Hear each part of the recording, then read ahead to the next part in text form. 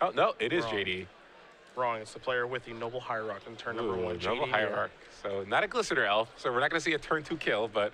Now, of course, if Todd follows the Open Series, you know, JD did top 8 2 weeks ago when we were in Worcester. Also, you know, there's not a lot of decks that start that way. Trop and a Noble. You know, there's like Bant decks that do that, and then there's Infect. That's pretty much it. Yeah. And Infect is the much more popular of the 2 decks now, so... And Todd obviously familiar with the Open Series, so yeah, probably knows what he's up against. And here we see Gataxing Probe. I love this card, particularly in Legacy, just because having perfect information is just so valuable in a format like this. Yeah. You really want to play out your turns perfectly. Obviously, making a mistake here, you get punished a lot more than in other formats. So Gataxing Probe is just a great card, particularly in a deck like this, because you know you're a combo deck. You want to know when you can deploy your threats, etc. So. Great card, and now JD has kind of perfect information and knows what he needs to do over the next few turns. Now, I imagine that JD knew what Todd was playing because Todd always plays the same deck, but if you've ever watched Todd play Sneak and Show, he has a Tropical Island, a Show and Tell, and both Emrakul and Gristlebrand in his hand. He also has Forcible and Blue card. Todd is not shy. Oh, yeah. He jams, always. He always jams. Always be jamming. And I would be very surprised if he just doesn't jam next turn with Force Will backup and hope that, you know, he's good to go, because that's typically how he plays his deck. And I actually think it's the way to play the deck is, you know, no bobbing and weaving necessary. Just here it is. Can you beat it? No? All right. Especially if your opponent mulligans. Yeah. He drew a Ponder for the turn. And, you know, the thing is he could just play like Flooded Strand, cast a Ponder, and set up next turn so that he can go, you know, play City of Traders, cast Show and Tell with Spell Pierce backup and Force Will plus Blue card. But typically when we watch him play, and you see he's thinking about it right now, and he just goes, yeah, this, that. Yeah, there it is. I love it. Yeah, this is it. He does it all the time. Todd. Yeah. I mean, I think it's the correct play, too. I do, mean, too. You know, you kind of, you don't really want to mess around. Yeah, he's not getting fancy. I'm casting Show and Tell, whether you like it or not. He's going to think about it for a little bit and figure out what creature to put in play. And this is actually the hard part because, you know, it's actually really appealing to just put Emrakul into play because he can annihilate him. But, you know, he might actually need to put Gristlebrand in play to draw, like, in a counter spell so he doesn't die because we don't know what that card is. And JD put his card into play so fast. So he already knows, like, okay, I know you're going to your Show and Tell's resolving. I know what I want to put into play. It's very scary if it's Blighted Agent. But Todd's going to go with Emrakul. Let's see what this is. All right, it's no wire. That's less scary. Much less scary. That's less scary, yeah. So at this point, JD doesn't really have, it doesn't look like he has enough pump spells to do anything. And again, Todd does have that Emrakul, so not much JD can do in this situation. Yeah, I think he knows it. I think if JD attacks, Todd will just block. Probably snap block there. Yeah. Especially with the Force Will backup. Yeah. But Emrakul does get a little smaller, so there's that. Oh yeah, you could get those poison infect counters on it. Yeah. So Todd here. He's going to be able to annihilate JD's entire board. Yeah, here's a... We're going to see a Stifle, so JD does have the Stifle for the Annihilator effect. I think Todd might fight over that, yeah. He will. He's going to force his will, and JD is going to concede the game on the spot because he's going to lose his board. So Todd Anderson does win game number 1 here over JD near Sneak and Show, up a game over Infect, and I'm telling you, always be jamming. Always be jamming. That's what Todd does when he plays Sneak and Show. Be jamming. Take a look at the sideboard. I've got JD's in front of me. He'll be on the play. I've got 3 Nature's Claim, 2 Force of Will, 2 Piracy Charm, 2 Submerge, 2 Necropede, a Flusterstorm, 2 copies of Viridian Cupter, I believe, along with a Bajuka Bog and a Caracas. Caracas is obviously the easy one. That's going to come in. Also, JD does have 2 copies of Crop Rotation in his main deck to help facilitate that. So that'll come in. Maybe these Force of Wills will come in to help JD protect himself a little bit. Nature's Claim, I think, isn't going to work the way he wants it to against Sneak Attack. I think it's probably going to all be in one turn, though. To be fair, if you do watch Todd play this deck a lot of the times when we watch him play, he just plays a Sneak Attack like as soon as he can, naked, and then hopes to activate the next turn. So Nature's Claim may come in here, given that that's oftentimes Todd's play pattern. And then I don't think anything else will come in. Flusterstorm's not great against this deck. It's fine, but it's not great. Yeah, it's another way to counter a spell, so maybe that card comes in. But you're right, definitely the Caracas for sure, and possibly the Force of Will as well. For Todd's side, Todd has some good cards. He has 4 copies of Pyroclasm. That probably coming in for sure. As you saw in Game 1, Pyroclasm can be very effective at times against JD's deck. The only thing it doesn't really deal with is the Inkmoth Nexus, which Todd really doesn't have a good answer for, but does have those 4 Pyroclasms. That's probably coming in. Grafter's Cage, not really good. Boseiju is not really good.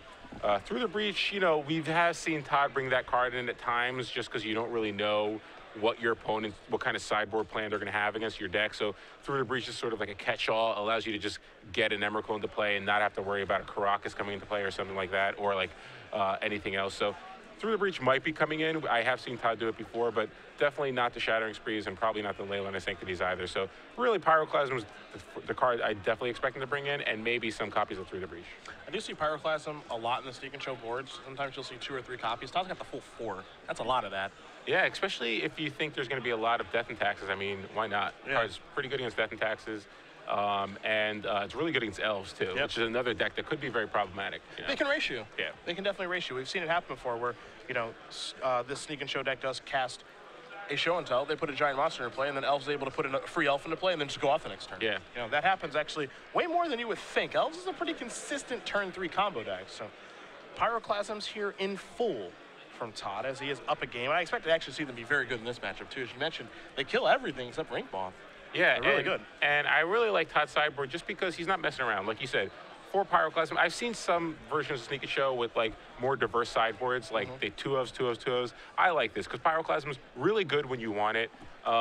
Same thing with 3 copies of Grafdigger's Cage and 3 copies of Leyline Sanctity. And then the rest of the cards are kind of catch-alls. But this deck doesn't need that much after board. Yeah. I mean, it is a combo deck. It's very consistent. It does the same thing pretty much every game. So you don't really need a really diverse sideboard. You know, you've seen other decks like Miracles. Miracles has an extremely diverse sideboard. Same thing with Esper Blade. You don't really need that with this deck because your plan of attack is basically the same every single time. Yeah. And it's a very easy combo to assemble too. Both players shuffling up for game number 2 here. Again, round 6 of 9 of our Legacy Open. We've already got one champion. It's Danny Jessup. Not sure if he can make top 8 again. Currently sitting at X1-1. He's 3-1-1 right now, walking into round number 6. Would be fun to watch him go back-to-back, though, if that does happen. Jerry Thompson's still the only one able to do that. You know where Jerry Thompson is this weekend? Where is he? He's at Joshua Cho's wedding. That's right. The Cho Hawk. Congratulations, Joshua Cho. The Cho Hawk. And Cho actually lives around here, too. He's not far from here. I think he lives in Chantilly. So, yeah, why isn't he coming for the Legacy portion? The wedding was yesterday. What do you there we go. Yeah, that's... The wedding was last night. Why isn't he here? Go. I mean, I don't think she would mind, right? Are you married? It's a Legacy. Excuse me, honey, do you mind? There's a Legacy and a Modern Open. Well, I spent the whole day with you yesterday. Yeah, I mean, I skipped the standard portion. I'm not telling him to not skip the standard Yeah. portion. Obviously, you skip the standard portion for the ceremony. But what do they got to do on Sunday? You got a brunch with your groomsmen and the bridal party, and then you head over here. What's the big deal? Yeah, you're right, I think. I doubt she'd be It's upset. key not to skip the brunch, though. That's important. You don't skip the brunch. You have to go to the brunch. You make it here by 10 o'clock, you're fine. Yep. You know what? I think I agree with you. But congratulations to Cho. And Jerry Thompson, I feel like he's going to be making an appearance pretty soon at these tournaments as well. He's on hiatus now because of M15 coming out. So he's got to take, I think it's like a 30-day break. And then he's going to be able to dive back in and do some battling. So let's see it. Get some brews out there. I know we'll have him doing coverage in D.C. next month with me. The first show that Jerry Thompson has done for coverage. I'll try to keep him in check. Tune in for that one. It's going to be tough. That's going to be a good one. It's going to be tough. Me and my good buddy in the booth. Should be fun. I like that daily series that he does in Star City, too, where he just breaks down every day. Yeah, it's fun. It's a fun little series. Like, I don't imagine that that's that much work for him because he's like a deck list miner anyway. Yeah, he is just a lunatic about information. It is absurd. That's why I love Jerry, because I was the same way back when I was testing all that. Like, I would literally comb through deck lists. I just loved it. I loved reading deck lists. Everyone knows about, like, the notebook, obviously. Yeah. And how he just has, like, a notebook full of, like, things he's brewing. But he is just combing through. He has Magic League bookmarked. Like, I don't know the last time I went to the Magic League website. Like, he is just combing through everything always to find decks. He just scoops up, like, I don't look at 3-1 daily results on Magic Line. Are you kidding me? Not many people do. It's like, I know who that guy is. He switched, he cut a Prophetic Flame Speaker and added, this card. He's always on top of it. It's ridiculous. I think JD had the mulligan this game. He's down to 6. Todd's at a full grip. And Todd's got a pretty good hand. He's got the Pyroclasm that we talked about. There's Noble Hierarch. That's why JD started last game. Todd going to draw a card. It's a copy of Emrakul. That's one half of the combo. Also has a Gataxian Probe here. A card that, a year from now, I think everyone will have 4 copies of in their deck. It's so good. Yeah. I want to just jam 4 copies in every deck I play. I originally hated this card. Really? I didn't think it was good. Well, I'm like my thought process was like, if you can't figure out what's in your opponent's hand, like that's embarrassing or whatever. Like you should just be able to know. Not everyone's John Finkel, you know. Not everyone has mind reading powers. But it does cantrip and there are a lot of things that are beneficial about the card. But this is me saying I'm wrong. I was not correct. So here's a Blighted Agent. JD doesn't have a second land here, and if Todd does in fact have a Pyroclasm, which we believe he does, this could be pretty devastating. That's going to clean all those bad guys up. And JD does have an Invigorate. I'm surprised he didn't use it on the Blighted Agent. I am a touch surprised not seeing Invigorate there either. However, because I've seen Tom Ross be very aggressive with his pump spells. Yeah. However, he did draw, like he has 2 Invigorates right now. I'm not sure what the 3rd card is in his hand, and he could just setting up for a one-shot kill. That's hard, though. Not easy. Todd has at least 1 Spell Pierce in his hand, I think. And Invigorate, really the card that makes this deck work. Invigorate is busted. 3+4/+4. Just make him gain 3 life. Big deal. You don't care about the life. JD is going to attack for 1 here because he has 2 Invigorates in his hand, so he gets the first poison in, and then presumably he can get the rest in and actually play around Spell Pierce to do so. Todd's going to draw a card. It's a copy of Force Will. That's actually pretty important. Yeah, I think he actually has enough mana to hard cast the Force of Will and cast Spell Pierce. So, pretty good there. Let's see what JD's going to do. JD does have that Crop Rotation in his hand, too. So, he does have he can search for a Caracas if he boarded it in. Perhaps the old Pendelhaven. That's going to get Spell Pierce. That's a touch awkward. That's tough.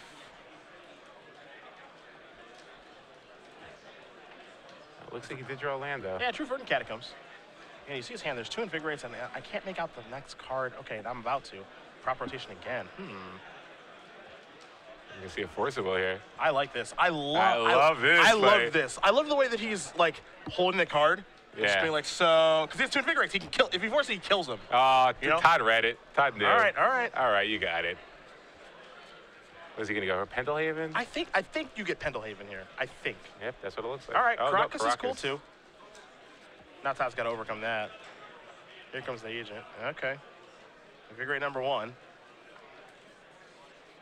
I wonder if JD's going to cast the other one. Nope. Okay, Todd's going to Force Will this. All right. 3, 4, 5. Todd's going to take a little bit of regular damage. That doesn't matter, obviously. Yeah. Because he's playing against an Infect deck.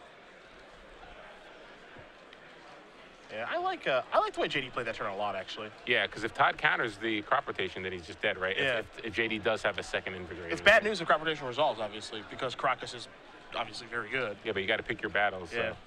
So, Todd correctly did not counter there. Good play, though. So let's see here. JD is going to drop. He just has one more. I think the Invigorate is countered. Yeah, that got Force of Will. So currently, Glistener Elf is just a 1/1. Yeah. So Todd could go up to 2 poison only. JD has a Caracas in play as protection against Emrakul. I will say, I like Todd Force Will in the first one. Because, if he lets the first one resolve and JD is like, all right, take 6, you're up to 7. In fact, then it's like kind of like a ticking time bomb. Yeah. Then you really kind of scare yourself a little bit as Todd drew the perfect card this turn, which was Sneak Attack. And now he's going to cast Sneak Attack, and now he's going to activate Sneak Attack. Nice Caracas, bro. Yeah, so Caracas can't really get you out of this situation. No, it can't. Todd has another red mana to activate Sneak Attack yet again. Yeah. The perfect draw. So JD will die, but he will lose his entire board. JD wants to make sure he takes 2.